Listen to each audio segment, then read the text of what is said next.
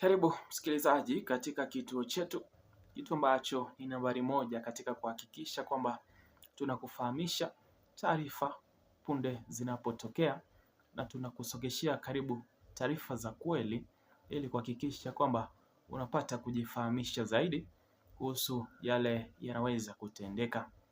Ikiwa ni mara yako ya kwanza basi kupatana na mimi, jina langu ni Presenter Guton na naendelea kukusihi msikilizaji, chukua nafasi yako kuendelea kufuatilia kituo hichi ama kupiga subscription kwa maana ya kuendelea kupatana nasi ama kuendelea kupata taarifa zetu punde zinapotokea. Utakapopata nafasi zaidi pia weza kushare kanda zetu kwenye vikundi vichache ili tuzidi kuhakikisha kwamba tunawafikia watu wengi zaidi ili tuzidi kutaarifiana kwa umoja. Karibu niweze kukupasha ambayo yameweza kutendeka. Taarifa hizi kuhusu uteuzi wa mawaziri, lakini mahususi kwa Bwana George Simbachawene ambaye alikuwa ni waziri wa usalama wa ndani, ambaye katika uteuzi mpya ameweza kutenguliwa kutoka kwa nafasi hiyo ikaweza kupatiwa mtu mwingine. Msikilizaji, nataka tuangalie vyanzo au sababu zitakazoweza kuwa zimetekeleza Samia Suluhu kuchukua nafasi ya kumwondoa Simbachawene katika nafasi hiyo. Umezungumzia swala jingine la kukamatwa kwa watu, namna ya ukamataji. Hili mimi nimekwisha mwelekeza IGP nikamwambia, bwana, katika kipindi hiki kwa kweli mimi nisingependa ukamataji wa tofauti. Ukamataji ninaoupenda mimi ni ule wa kwa mujibu wa sheria. Askari amevaa sare, askari anakwenda ripoti kwa mjumbe kwamba kuna mtu mimi na jeshi la polisi linamhitaji, tunataka kwenda kumhoji, basi tunataka kumchukua. Basi anagongewa yule mtu, anachukuliwa tena mchana. Maana yake mtu saa nyingine yupo pale, anajulikana yupo, kuna sababu gani ya kwenda na akitoka hapa anajulikana kazini kwake wapi, akitoka hapa anajulikana kazi shughuli zake anafanyia wapi, movement zake zinajulikana. Ya nini uende ukamkamate nyumbani kwake na watu wamevaa ninja au hawana sare, maslaha makubwa? Huu sio ukamataji mzuri. Tumekubaliana na IGP, tumekubaliana kwamba ukamataji huu hapana. Tunataka ukamataji ambao wananchi wetu wameuzoea, wenye staha. Sasa hataki mtu akikamatwa basi hata watoto wake wapate hofu pale nyumbani. Ya nini kupeleka hofu mpaka watoto? Unaiacha ile trauma, yule mtoto atakuwa anawachukia polisi tu. Akiwaona polisi anasema ulimkamata baba au. Elewa kwamba msikilizaji, unapofanya kitu ama jambo linapotendeka, waga lazima kuna sababu ya kwamba linatendeka hivyo. Na haiwezi kuwa kwamba Samia aliamka tu na kuona kwamba Simbachawene sio bora tena kwenye kazi hiyo.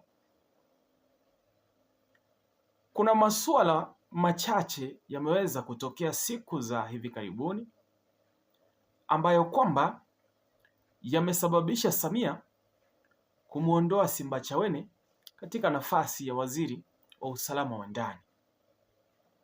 Cha kwanza, msikilizaji, Simbachawene ameshikilia wizara hii kwa ubora na kwa kuzingatia maadili na pia kuhakikisha kwamba anamweka mwananchi katika nafasi ya kwanza. Maneno yake siku chache zilizoweza kupita, alisema kwamba ili taifa listawi ni sharti polisi waweze kuzingatia haki na uwajibikaji.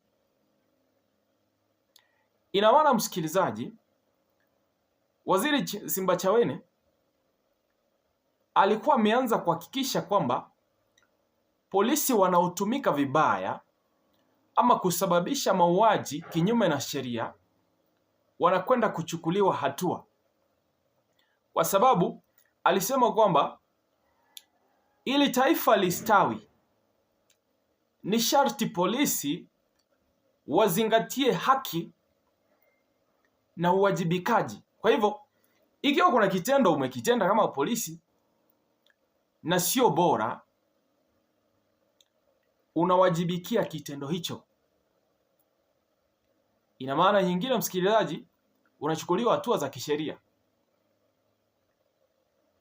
ili kuhakikisha kwamba umeyatumikia matendo yako maovu au bora. Simbachawene pia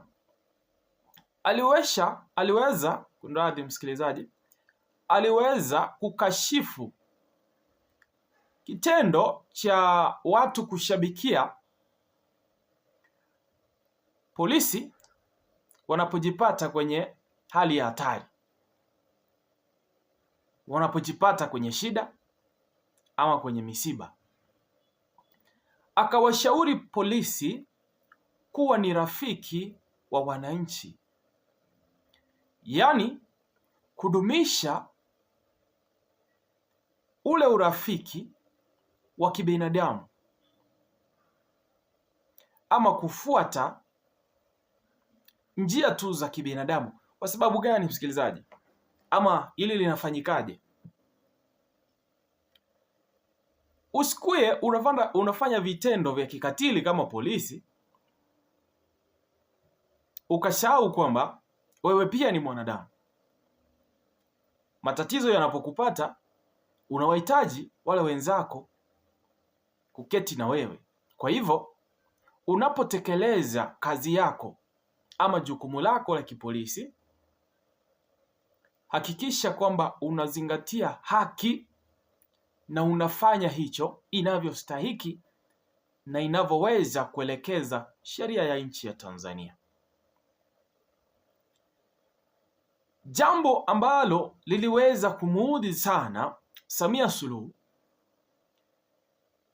ni kwamba Waziri Simbachawene aliweza kukiri kwamba kuna watu walifariki siku ya Oktoba 29 ambao ni siku uliweza kufanyika uchaguzi mkuu. Elewa kwamba, msikilizaji, viongozi wengine wamekataa kukubali kwamba kulifanyika mauaji ya watu wengi nchini Tanzania siku ya uchaguzi, ambao kwamba miili yao haipatikani na maafa yalisababishwa na polisi kwa maagizo ya Samia Suluhu. Jambo hilo, msikilizaji, limebaki kufichwa, lakini Waziri Simbachawene alikubali na kukiri kwamba kuna watu waliuawa 29 na kukashifu kitendo hicho. Akasema kwamba ni vibaya hicho kilitokea. Jambo lingine, msikilizaji, lililomkasirisha sana Samia ni hatua ya Simbachawene kuwapatia polisi mwongozo ama maelekeo ya kutowakamata raia kwa njia isiyo rasmi. Kwa maneno yake mwenyewe alisema hivi: polisi wasiovaa sare ni marufuku kukamata watu. Umezungumzia swala lingine la kukamatwa kwa watu, namna ya ukamataji. Hili mimi nimekwisha mwelekeza IGP nikamwambia, bwana, katika kipindi hiki kwa kweli mimi nisingependa ukamataji wa tofauti. Ukamataji ninaoupenda mimi ni ule wa kwa mujibu wa sheria. Askari amevaa sare, askari anakwenda ripoti kwa mjumbe kwamba kuna mtu mimi na jeshi la polisi linamhitaji, tunataka kwenda kumhoji, basi tunataka kumchukua. Basi anagongewa yule mtu, anachukuliwa tena mchana, maana yake mtu saa nyingine yupo pale, anajulikana yupo. Kuna sababu gani ya kwenda na akitoka hapa anajulikana kazini kwake wapi, Akitoka hapa anajulikana shughuli zake anafanyia wapi, movement zake zinajulikana. Yani ni uende ukamkamate nyumbani kwake na watu wamevaa ninja au hawana sare, maslaha makubwa. Sio ukamataji mzuri. Tumekubaliana na IGP, tumekubaliana kwamba ukamataji huu hapana. Tunataka ukamataji ambao wananchi wetu wameuzoea, wenye staha. Sasa hataki mtu akikamatwa basi hata watoto wake wapate. Msikilizaji, Bwana Julius Luyole alikamatwa ama alitekwa katika ofisi yake na polisi ambao hawakuvaa sare rasmi za kipolisi.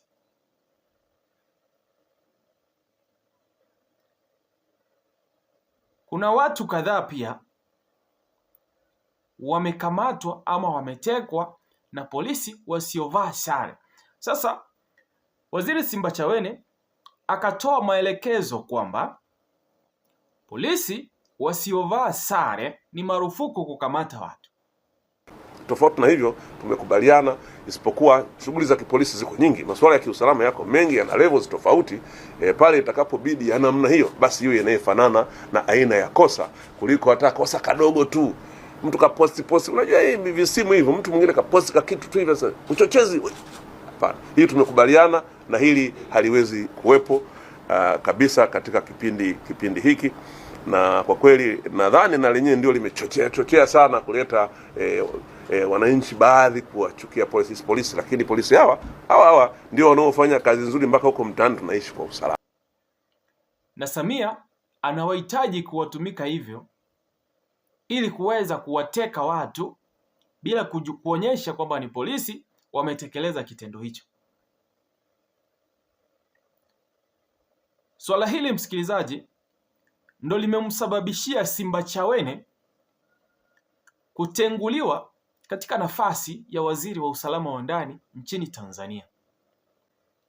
Ina maana msikilizaji kwamba Samia anahitaji kuwapatia nafasi watu ambao hawana haja na kuyalinda maisha ya wananchi, watu ambao wana haja na kusikiliza ama kuchukua maelekezo ya kile ambacho yeye anataka. Baada ya Simbachawene kuonekana kuchukua nafasi ya kusimamia nafasi ya mwananchi,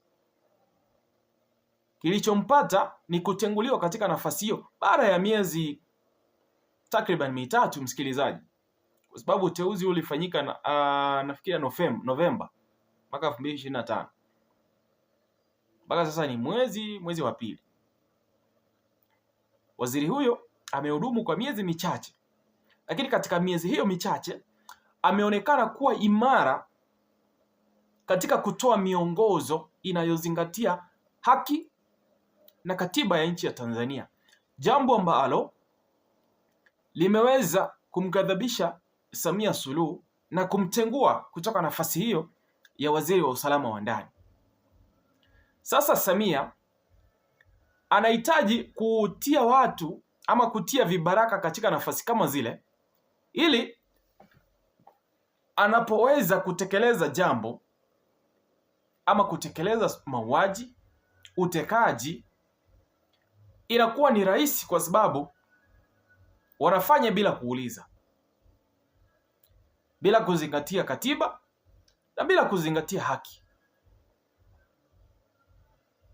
Ama basi msikilizaji, kitakuwa ni kipi kikubwa ambacho waziri huyu ameweza kukifanya kikaweza kumuondoa katika nafasi hiyo? Au ni makosa yapi ambayo tumeshuhudia kwamba waziri alikosea katika kupeana maelekezo sehemu fulani ndo aweza kutenguliwa katika nafasi yake ya waziri wa usalama wa ndani? Msikilizaji, serikali ya Tanzania sasa hivi inaongozwa na mabeberu ambao wanataka kuiongoza kupitia kwa masharti yao, bila kuzingatia katiba, bila kuzingatia haki. Na ndio maana viongozi bora wamenyimwa nafasi serikalini, na sasa tunashuhudia wanaoingishwa serikalini ambao ni vibaraka wa mama, watakaochukua masharti ama maelekezo yoyote yale ambayo mama anayatoa na kuyatekeleza bila kuzingatia katiba. Msikilizaji, achia maoni yako kwenye comment section. Zidi kutufuatilia, zidi kukusogeshia karibu taarifa zaidi.